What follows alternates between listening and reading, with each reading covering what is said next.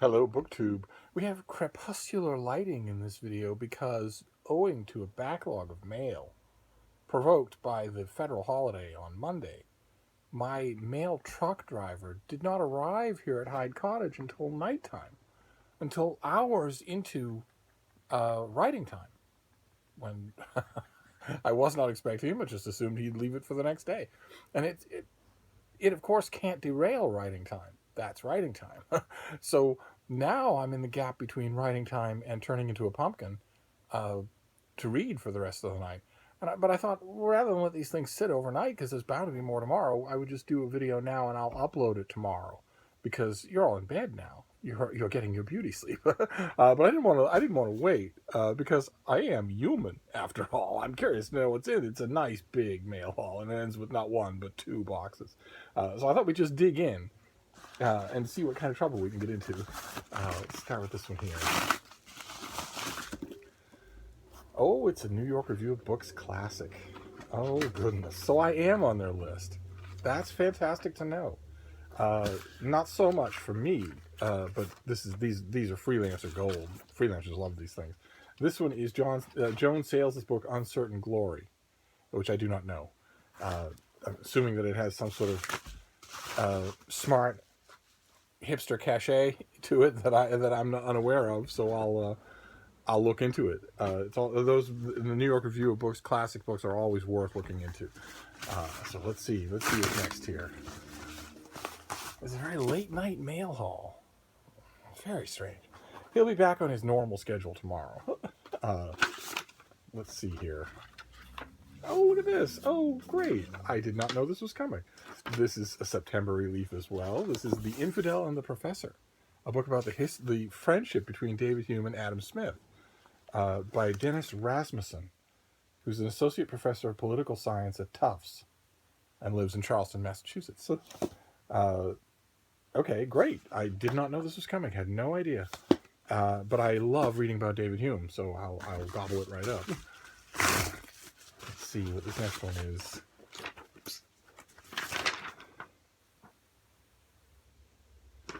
Huh. Okay, didn't see this one coming either. This is for next year. This is by Patrick Sharkey, and it's called Uneasy Peace. Subtitle is The Great Crime Decline, the Renewal of City Life, and the Next War on Violence. And the author is the chair of the Department of Sociology at New York University and the science director of Crime Lab New York, an independent organization dedicated to applying and evaluating new methods for addressing crime, violence, and poverty. Interesting. So beginning in the mid-1990s, American cities experienced an astonishing drop in violent crime. By 2014, the United States was safer than it had been in 60 years. Sociologist Patrick Sharkey gathered data from across the country to understand why this happened and how it changed the nature of urban inequality. And yet, if you followed the 2016 presidential election, the campaign here in the United States, every Republican candidate campaigned on the fact that the obvious, observable, measurable facts are simply not true.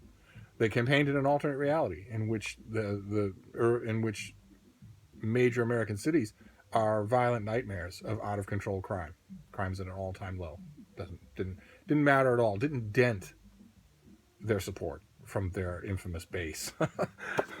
They could literally have said that the sun is green, and it wouldn't have mattered at all. You'd have green sunners today wearing buttons saying "My sun is green." Anyway, I didn't know the book was coming, but it's obviously a fascinating subject. So let's see what this next one is. It has a pleasant heft to it. It's probably a finished copy of some kind. Oh my. Oh, goodness gracious. Okay. Well, this is a finished copy, all right. It's due in early October. It's yet another Russian book. This one is Vanguard of the Revolution, the Global Idea of the Communist Party. And you will see the main guy right there in the middle. This is a big thing. Good Lord. Wow. Did not know this was coming. This is 2017 has, of course, been a bumper crop year for Russian books. This is a sweeping history of one of the most significant political institutions of the modern world. The Communist Party was the revolutionary idea long before its supporters came to power. In this book, the author argues that the rise and fall of communism can be understood only by taking into account the origins and evolution of this compelling idea. Huh. Okay, wow. All right, we're off to a roaring start. This is good stuff. Let's see if we can keep this up. This next one also has heft to it. Lord, I should do more late night mail hauls. What is this thing? Oh, it's huge. What is this? Oh, this is another Princeton book. Boy, this is just somebody at Princeton just. My name came up next on a computerized inventory. This is great. This is coming from 2 or 3 different publicists. Wow, this is great. This comes in late September. It's by Jonathan Israel, and it's The Expanding Blaze. Look at the size of this thing. How the American Revolution Ignited the World, 1775 to 1848. Oh my. This book is a sweeping history of how the American Revolution inspired revolutions throughout Europe and the Atlantic world in the 18th and 19th century. Oh my. I know the name Jonathan Israel, though. Why do I know his name? Oh man, what a face. Look at that. You want to learn from that guy. What a face. He's a professor emeritus of modern history at the Institute for Advanced Study in Princeton. But what did he do? He did revolutionary ideas and intellectual history of the French Revolution. It wasn't that. And a revolution of the mind, radical enlightenment, and the intellectual origins of modern democracy. That might have been it, but I could swear there was another book by him that I know better than these. Do we have a list, maybe? A more expansive list? No. Well, I can look it up. But this... Oh, my. Oh, my. Very nice. I'm going to have to read it right away if I'm going to review it in September. But it's not going to be a bother to read it right away. So let's see. We're doing fine here. Let's see what's next. Actually, have we had a made-up story yet? Oh, yeah, we did the first one, the New York Review of Books. The New York Review of Books thing. But other than that, it's all been Steve books. Oh my. Oh, very nice. Okay, this is Harvard University Press. This comes out in a week. And I don't know how to say the author's name. Lou is his first name. And then X-U-N. Zun. Lou Zun. This is the finished copy of Jottings in Our Lamplight. A classic collection of meandering thoughts and whatnot. This is a new translation, I believe. Let's see here. Widely considered to be the greatest writer of 20th century China, although primarily known for his 2 slim volumes of short fiction, he was a prolific and inventive essayist. This book showcases versatility as a master of the prose forms and his brilliance as a cultural critic, with translations of 62 of his essays, 20 of which are translated here for the first time. Good Lord. I had a slim paperback from somebody of him that I fell in love with originally. And this is much more and much nicer. Very nice. Oh, my. Oh, fantastic. Okay. Oh, this was a mail haul worth waiting for. Let's hope we can keep it up. We haven't had a dud in the bunch so far. Let's see what this next one is. Oh. Okay. This is another Russian book, about as Russian as it gets. This is due on November 30th, 2017, and I'm going to walk you through this here because it's multi-part. The Russians don't kid around when they do fiction. This is Alexander Solzhenitsyn, and this is The Red Wheel, March 1917, Node 3, Book 1. Node 3, Book 1. So Node 3 will have more than one book, and there have been more than one nodes. This is his epic, gigantic. Let's see here. To commemorate the 100th anniversary of the Russian Revolution, the University of Notre Dame Press is proud to publish Nobel Prize winner Alexander Solzhenitsyn's epic work, March 1917, Node 3, Book 1 of The Red Wheel. The Red Wheel is the author's magnum opus about the Russian Revolution. He tells this story in the form of a meticulously researched historical novel supplemented by newspaper headlines of the day, fragments of street action, cinematic screenplay, and historical overview. The first 2 nodes, August 1914 and November 1916, both of which I have, and I'm not sure that it's Notre Dame that has them. I'm gonna have to go find those volumes. They're lovely. I got at the Brattle. I got lovely big new trade paperbacks of both of those volumes. Didn't encounter the word node in either one of them, to the best of my knowledge. So who knows how big this thing's gonna end up being. Those two books focus on Russia's crises and recovery. March 1917, the third node, tells the story of the Russian Revolution, during which not only does the imperial government melt in the face of the mob, but the leaders of the opposition prove utterly incapable of controlling the course of events. The action of Book 1 of 4 of March 1917 is set during March 8th through 12th. Okay, so Book 1 of March 1917 is only one of 4 books of March 1917. Okay, so Node 3 really just is a Russian highfalutin way of saying Part 3. So Part 1 was August 1914, and Part 2 was November 1916, and Part 3 is March 1917, but March 1917, Part 3 of The Red Wheel, is so immense that only one book of it is, what is this? 600 pages long. So, of 4. So the if you were to somehow magically print Node 3 as the one volume that the first 2 were, it would be gigantic. Okay, fantastic. All right, great. I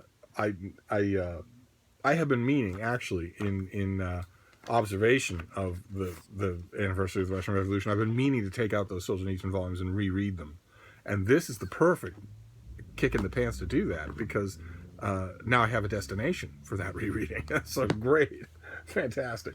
All right, let's move on here. Boy, what a mail haul this is. It might be a trifle boring for the rest of you, but it sure is.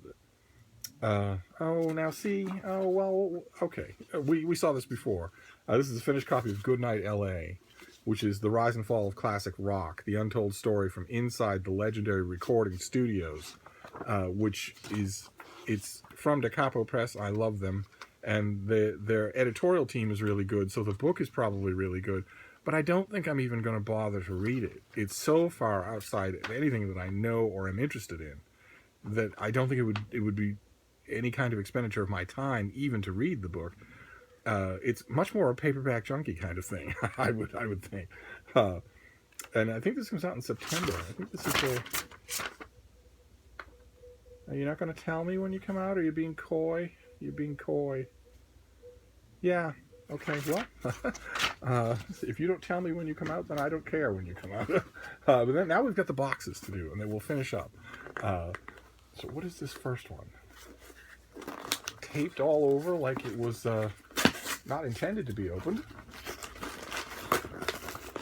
What have we got here?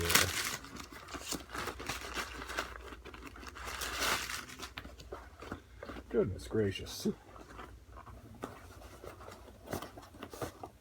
Oh, okay, great. I requested this. This is by Lawrence Dudley. It's got a great cover. It's called New York Station. Look at that. There's that guy hunched over in his trench coat. It's, let's see here, in August 1940, 18 months before Pearl Harbor, Anglo-American M16 agent Roy Hawkins is mysteriously rushed from Nazi-occupied Paris to New York. Enraged at being ordered away from what he believes is the real fight against Nazism, he wants to get back to Paris as soon as possible, even though he knows it means almost certain death. In New York, he is shocked and sickened to encounter a now alien America increasingly dominated by right-wing extremists, including a new radio celebrity, Walter Ventnor.